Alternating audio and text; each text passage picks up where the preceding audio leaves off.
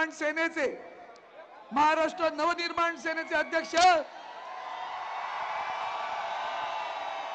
आता नाव सांगायची गरज आहे, माननीय राजसाहेब ठाकरे.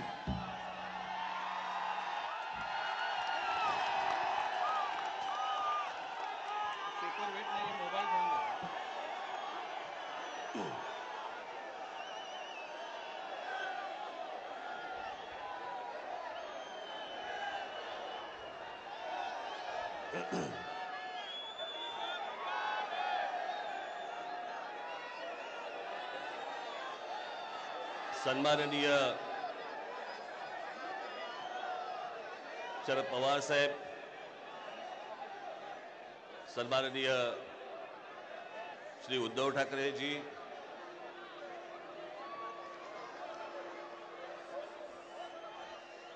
श्री जयंतराव पाटील,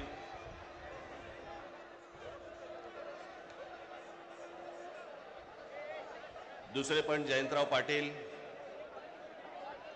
इथे दोन नावाचे दुबार बसलेले आहेत. इतर सर्व सन्माननीय आणि माझ्या सर्व जमलेल्या मतदार बांधवांनो, भगिनींनो आणि मातांनो,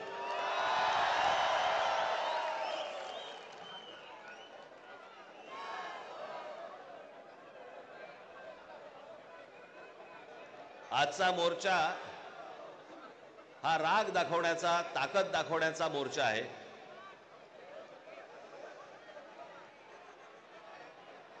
मतदारांना, ए बाबा तो ड्रोन आहे ना, ड्रोन थोडं डोक्यावर आणि माझ्या वारा पडत होता.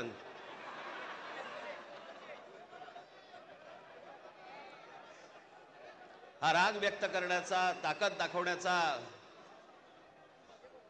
दिल्लीपर्यंत समजण्याचा, समजावून सांगण्याचा हा मोर्चा आहे. या विषयामध्ये अनेक लोकांनी, माझ्या सकट सर्वांनीच या विषयावरती अनेकदा भाष्य केलेलं आहे, भाषणं दिलेली आहेत, बोललेलो आहे. तोच विषय तुम्हाला नव्याने सांगण्यासारखं असं काहीच नाही. आज तुम्ही सगळेजण खूप बऱ्याच लांबून सगळीकडनं आलेला आहात. सर्वप्रथम आपणा सर्वांचे मी आभार मानतो की आपण सर्वजण मोठ्या ताकदीने आज इथे मोर्चाला जमलात.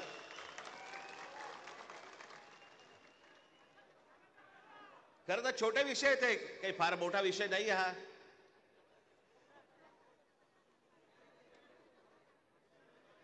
आम्ही बोलतो आहोत, उद्धव ठाकरे बोलतायत, शरद पवार साहेब बोलतायत की याच्यामध्ये दुबार मतदार आहेत. शेतकरी कामगार पक्ष बोलतोय, कम्युनिस्ट पार्टीचे लोक बोलतायत, काँग्रेसचे लोक बोलतायत, सगळेच जण बोलतायत. एवढंच नव्हे, भारतीय जनता पक्षाचे पण लोक बोलतायत की दुबार मतदार आहेत. शिंदेचे लोक बोलतायत दुबार मतदार आहेत. अजित पवारांचे लोक म्हणतायत दुबार मतदार आहेत. अरे मग अडवलंय कोणी? मग हा निवडणूक घेण्याची घाई का करतात? साधी गोष्ट आहे, मतदार याद्या साफ करा आणि मतदार याद्या साफ केल्यानंतर त्या पूर्ण पारदर्शक केल्यावरती मग जेव्हा निवडणुका होतील त्याच्यानंतर यश कोणाचं, अपयश कोणाचं, सगळ्या गोष्टी मान्य. पण सगळं लपून लपून लपून छपून जे चालू आहे ते कशासाठी? पण मी आज 2-3च गोष्टी तुम्हाला आज दाखवण्यासाठी इथे आणलेल्या आहेत.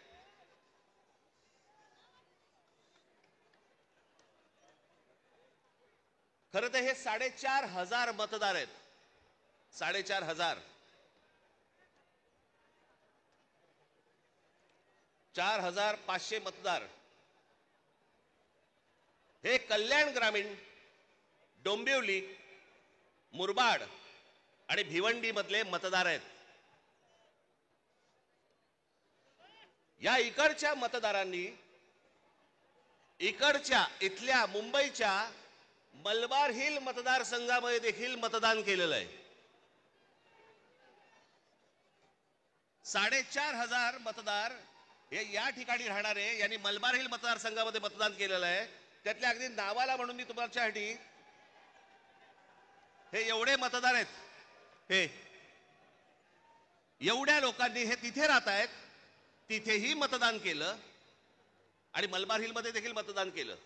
ह्याच्यातली म्हणून मी आता जस्ट फक्त 3 नावं आणली. प्रभाकर तुकाराम पाटील, राम महादू भोईर आणि गजानन पुंडलिक भोईर, ही त्यांची मतदार यादी आहे. या मतदार यादीमध्ये त्यांनी त्या मतदारसंघांमध्ये देखील मतदान केलेलं आहे आणि मलबार हिल मतदारसंघामध्ये देखील मतदान केलेलं आहे.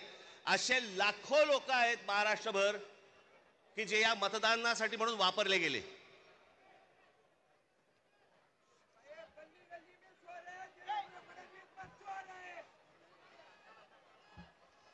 आता मी तुम्हाला अजून एक गोष्ट दाखवणार आहे की लोक म्हणतात की पुरावे कुठे आहेत, पुरावे कुठे आहेत. मुंबई हे लोकसभा मतदारसंघ म्हणजे मी तुम्हाला आता जुलै पर्यंतची यादी वाचून दाखवतोय. जुलै पर्यंतची. 1 जुलैला त्यांनी यादी बंद केली. 1 जुलैला जी यादी बंद केली त्याच्यामधले फक्त मी मतदार तुम्हाला वाचून दाखवतोय. याच्यामध्ये मुंबई नॉर्थ इकडे एका लोकसभा मतदारसंघामध्ये 17,29,456 मतदार आहेत. याच्यापैकी 62,370 हे दुबार आहेत. मुंबई नॉर्थ वेस्ट संपूर्ण मतदार 16,74,861 आणि दुबार मतदार 60,231. मुंबई नॉर्थ ईस्ट पूर्ण मतदार आहेत 15,90,710 आणि दुबार मतदार आहेत 92,983. Mumbai north central total vote मतदार आहेत 16,81,048 आणि दुबार मतदार आहेत 63,740. मुंबई साऊथ सेंट्रल संपूर्ण मतदार आहेत 14,37,776 आणि दुबार मतदार आहेत 50,565. मुंबई साऊथ मतदार आहेत, हे आत्ताची यादी सांगतोय तुम्हाला, जुलै पर्यंतची, 1 जुलै पर्यंतची, 15,15,993 आणि दुबार मतदार आहेत 55,205. नाशिक लोकसभा मतदार आहेत 19,34,349 आणि दुबार मतदार आहेत 99,673. मावळ लोकसभा संपूर्ण मतदार आहे 19,85,172 आणि दुबार मतदार आहेत 1,45,636 एवढे दुबार मतदार आहेत. पुणे लोकसभा 17,12,242 दुबार मतदार आता आहे तिकडे 1,02,002.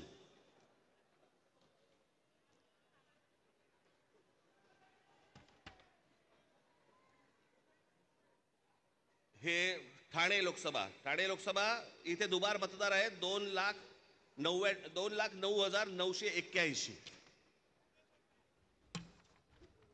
लोक म्हणतील की बाबा हे आकडे तो बोलून दाखवलेत, पुरावा कुठे आहे? मी आज तुमच्यासाठी पुरावा देखील आणलाय ह्या सगळ्या दुबार मतदारांचा. काढते कापड. हे सगळे दुबार मतदार आहेत. हे एवढे सगळे दुबार मतदार आहेत. हे मी तुम्हाला आता जेवढे फक्त मतदारसंघ सांगितले तेवढ्यातले फक्त दुबार मतदार आहेत. म्हणजे तुम्हाला कल्पना येईल महाराष्ट्रामध्ये काय प्रकारचा गोंधळ येतो. आणि एवढे पुरावे दिल्यानंतर देखील हट्ट सुरू आहे की नाही कोर्टाने सांगितलंय जानेवारीत निवडणुका घ्या. कशा घ्या? का घ्या? कोणाला आहे घाई? 5 वर्ष निवडणुका घेतल्या नाहीयेत. 5 वर्ष. अजून 1 वर्ष गेलं तर काय फरक पडणार आहे? काय फरक पडतो? 5 वर्ष काही फरक नाही पडला, अजून 1 वर्ष गेलं. पण जी माणसं भरली आहेत आतमध्ये त्याचं काय करायचं? मग त्याच्यातल्या त्याच्यात निवडणुका आटपून घ्यायच्या आणि पुन्हा यश पदरी पाडायचं. याला काय निवडणुका म्हणतात? या निवडणुका अशा याच्यात तर लोकशाही तरी टिकेल. एका आमदाराचा भाऊ सांगतो की मी 20,000 मतं बाहेरून आतमध्ये आणली. आमदाराचा म्हणजे ह्याची हिंमत बघा, सत्तेचा माज बघा, की एक आमदाराचा भाऊ सांगतो की आमदार असतो पैठणचा, त्यांचा बुमरेचा भाऊ ना, हो पण त्याचा बुमरेचा भाऊ ना, तो मुलगा हल्ली कळतच नाही माहिती. या मतदार याद्या तपासताना ह्याच्यातला कोण त्या दिवशी सांगितलं नाही का मी, मुलीचं वय 114, वडिलांचं वय 43. त्या दिवशी काय मला बोलायचं ते मी बोललो. काहीही चालू आहे. त्या नवी मुंबईचे आयुक्तांच्या बंगल्यावरती मतदार नोंदवले गेलेत. कोणीतरी सुलभ शौचालयामध्ये नोंदवला गेला. कुठेही बसलेला दिसला की काही नोंदवायचा का? ही अत्यंत लाजिरवाणी गोष्ट मला असं वाटतं ही देशभर सुरू आहे, प्रत्येक ठिकाणी सुरू आहे, प्रत्येक मतदारापर्यंत समजलंय. परवा दिवशी तर मी त्या वोटिंग मशीन बद्दल बोललो, मी त्याचं डेमॉन्स्ट्रेशन दिलं. मी हे गेले 2017 पासून ओरडून सांगतोय की ह्याच्यामध्ये गडबड आहे, ह्याच्यामध्ये गोंधळ आहे. अशा प्रकारच्या साधी गोष्ट आहे. 232 आमदार निवडून आल्यानंतर जर महाराष्ट्रामध्ये मातम असेल, महाराष्ट्रामध्ये जर समजा सन्नाटा असेल, महाराष्ट्रामध्ये काहीच नसेल, सगळे जर मतदार हे गोंधळलेल्या अवस्थेमध्ये असतील आणि सगळ्यांना जर आश्चर्य पडलं असेल, निवडून आलेल्यांना चिमटे काढून बघत होते निवडून आलेले लोक की मी कसा आलो निवडून. पण निवडून आलेल्याची सोय अगोदरच झाली होती, त्याच्यामुळे त्याला माहिती नव्हतं की मी निवडून येणार. हे सगळे कारस्थानं, या सगळ्या गोष्टी ह्या सगळ्या निवडणूक आयोगाच्या मार्फत सगळ्या सुरू आहेत.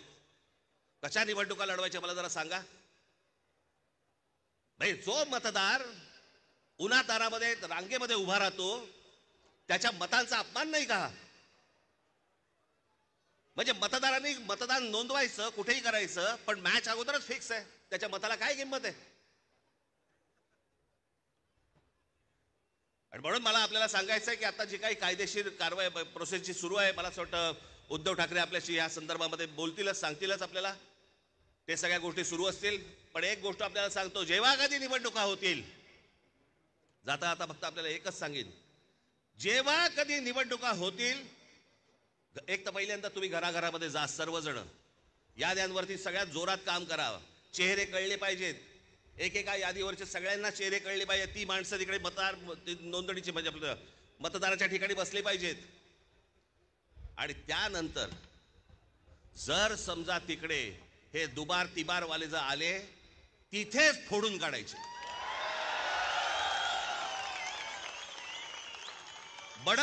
बडवायचे आणि मग पोलिसांच्या हातात द्यायचे. त्याशिवाय हे वटणीवरती येणार नाही. त्याशिवाय हा महाराष्ट्रामधला जो चाललेला कारभार आहे हा वटणीवरती येणार नाही. आज आपण सगळेजण इतक्या मोठ्या संख्येने इकडे सगळेजण आलात, मी आपल्या सर्वांचे मी आभार मानतो आणि आपली सर्वांची रजा घेतो. धन्यवाद. जय हिंद, जय महाराष्ट्र.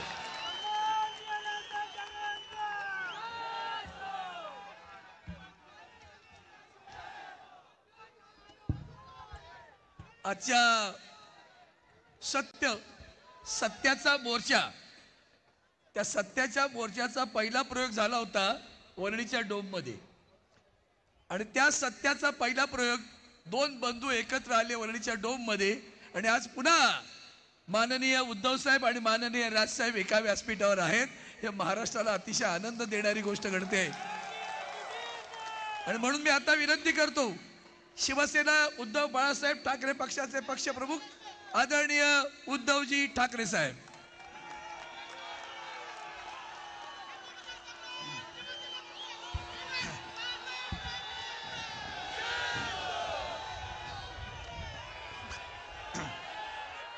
व्यासपीठावरील सर्वच मान्यवर आणि तुमचं वर्णन काय करायचं, जमलेल्या माझ्या तमाम जागरूक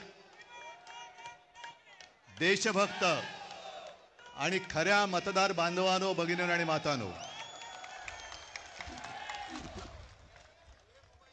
माझ्या आठवणीप्रमाणे संयुक्त महाराष्ट्राच्या नंतर महाराष्ट्रामध्ये सर्व राजकीय पक्षांची एकजूट पहिला प्रथम झाली असेल. ही विरोधी पक्षांची एकजूट नाही, ही लोकशाहीचं प्रतिनिधित्व आणि लोकशाहीचं नेतृत्व करणाऱ्या सर्व राजकीय पक्षांची एकजूट आहे. आणि मतचोरी करणाऱ्यांना सांगतो की आज नुसती ठिणगी बघताय, या ठिणगीचा वणवा कधी होऊ शकेल एवढं लक्षात ठेवा. तुमच्या बुडाला आग लावण्याची ताकद या ठिणगीमध्ये आहे.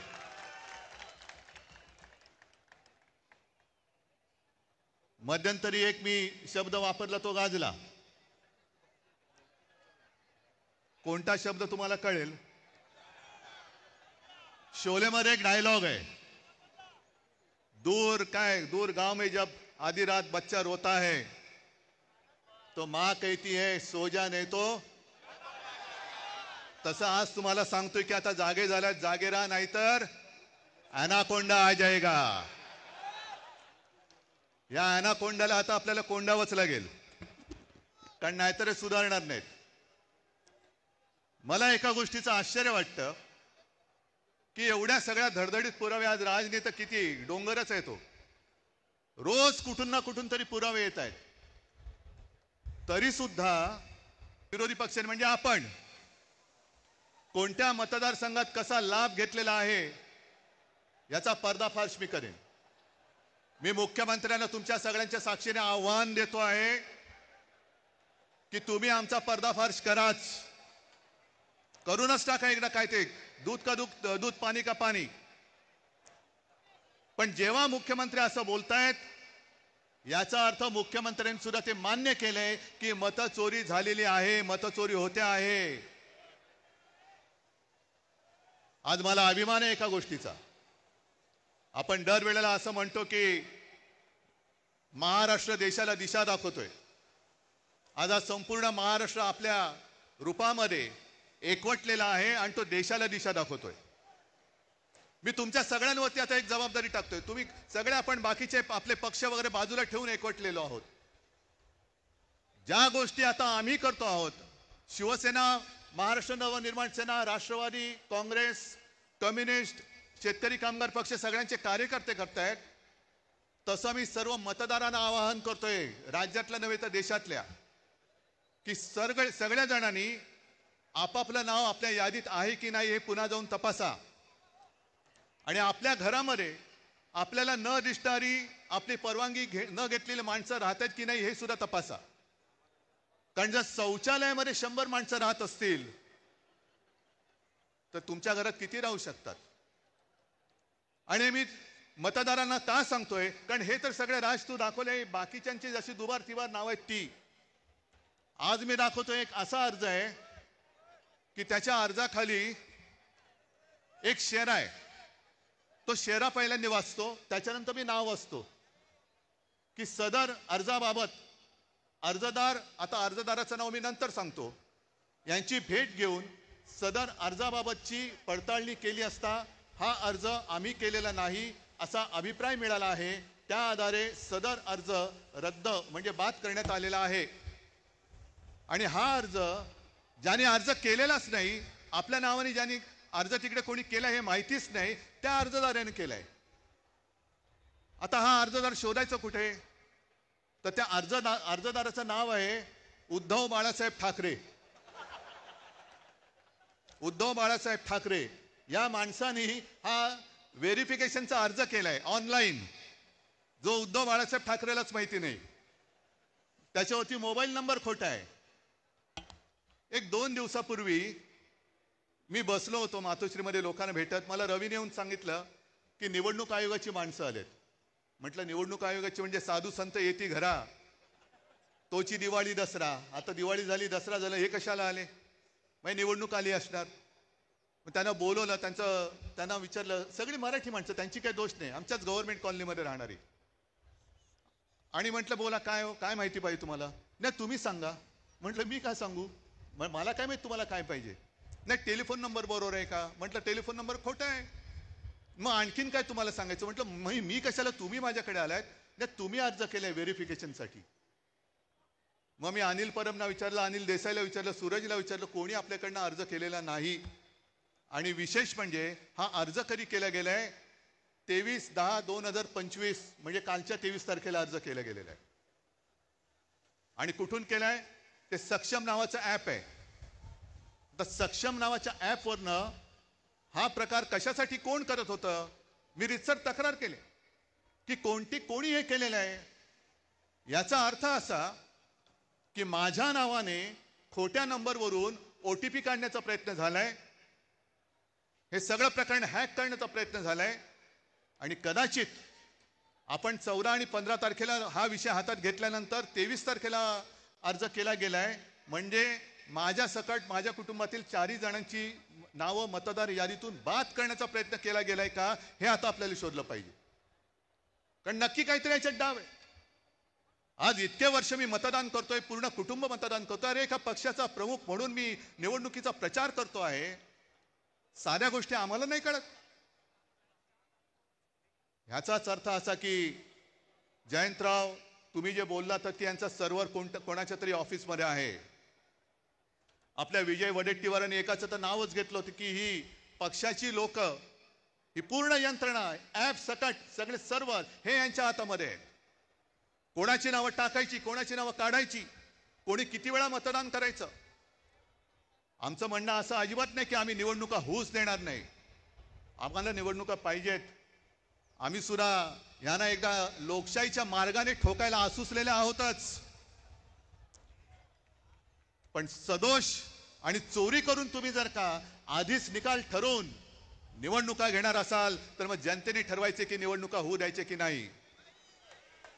आम्ही नेतृत्व करतो. कोणासाठी करतो? जनतेसाठी करतो आहोत. आमच्यातले सगळे पक्षभेद मतभेद बाजूला ठेवून आम्ही या देशातली लोकशाही जिवंत ठेवण्यासाठी एकत्र आलेलो आहोत. हे केवळ मला काहीतरी व्हायचंय, यांना काहीतरी व्हायचंय एवढ्यासाठी नाही, तर या देशामध्ये आपल्या डोळ्यात देखत लोकशाहीचा खून होतो आहे. आणि खून करणारे आपल्या समोर दिमाखात त्या खुर्चीवर बसलेत आणि त्याच्या चरणी घालीन लोटांगण आम्हाला आमच्या आई वडिलांनी शिकवलेलं नाही. एवढी लाचारी करणारी अवलाद या महाराष्ट्राने कधी बघितलेलं नाहीये. आणि म्हणूनच हे जे काय चाललेलं आहे, हे नुसतं आम्ही येतोय, राज काहीतरी करतोय, मी काहीतरी करतोय, पवार साहेबांची राष्ट्रवादी आणि त्यांचे सगळे नेते करतायत, शेका पक्ष करते, काँग्रेस करते, एवढ्या पुरतं नाहीये. आजपासून तुम्ही सगळ्यांनी आणि प्रत्येक राज्यातल्या प्रत्येक नागरिकांनी ही जबाबदारी घेतली पाहिजे की मत चोर जिकडे दिसेल तिथल्या तिथे त्याला फटकावला पाहिजेच. लोकशाही मार्गाने फटकवा. आता लोकशाहीचा मार्ग तुम्हाला माहिती आहे. आम्हाला कायदा हातात घ्यायचा नाहीये, पण कायद्याचा खोटा दांडुका जर आमच्या डोक्यात मारणार असाल तर त्या दांडुक्याचं सुद्धा काय करायचं हा सुद्धा निर्णय घ्यायला ही महाराष्ट्रातली जनता सक्षम आहे. परत एकदा सांगतो, आज ही सगळी एकजूट झालेली आहे. ॲनाकोंडा तर बसलेलाच आहे. मी मागे सुद्धा तुम्हाला आवाहन केलेलं आहे की जसजशी निवडणूक येईल तसतशी यांची दडपशाही सुरू होईल. आम्ही प्रामाणिकपणाने कायदेशीर मार्ग अवलंबतो आहोतच. येत्या काही दिवसात हे सगळे पुरावे घेऊन आपण न्यायालयात जाणार आहोत. बघू न्यायालयामध्ये तरी आपल्याला न्याय मिळतो की नाही याची सुद्धा परीक्षा होईल. निवडणूक आयोग तर तिकडे लाचार झालेलाच आहे. शिवसेनेची केस तिकडे सर्वोच्च न्यायालयात 3-4 वर्ष सुरूच आहे. पण आता मात्र आम्हाला न्याय पाहिजे. सगळे साक्षी पुरावे दिल्यानंतर आम्हाला आता न्याय मिळाला पाहिजे. आणि जर का त्या न्यायालयात न्याय मिळेल अशी आमची खात्री आहेच, पण नंतर जनतेचं न्यायालय या सगळ्या मतचोरांचं काय करायचं याचा निर्णय घ्यायला हे सक्षम आहे. तुमच्या मनगटामध्ये ताकद आहे का नुसतं आम्ही दोघं भाऊ बनून एकत्र आलोय म्हणून आता आपलं काम झालं? आम्ही एकत्र आलोय ते तुमच्यासाठी आलेलो आहोत.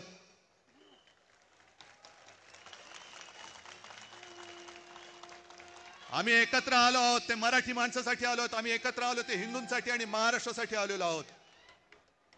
पण अशा वेळेला आम्ही पुढे जात असताना तुम्ही भक्कमपणाने साथ देणं हे तुमचं कर्तव्य आहे. आणि जर साथ देण्याची तुमच्यात धमक असेल तर एकदाच मला दोन्ही हाताच्या मुठी आवडून वरती करून दाखवा. आणि मुद्दामून या तुम्हाला सांगितले, कारण फोटोग्राफरने फोटो घेऊन हा मतचोरांच्या बादशाकडे पाठवून द्या. बघा, ही मूठ महाराष्ट्राने आवडलेली आहे. जर मत चोरी करून तुम्ही निवडणुका घेण्याचा प्रयत्न कराल तर ही मूठ तुमच्या टाळक्यात हाणल्याशिवाय राहणार नाही. जय हिंद, जय महाराष्ट्र.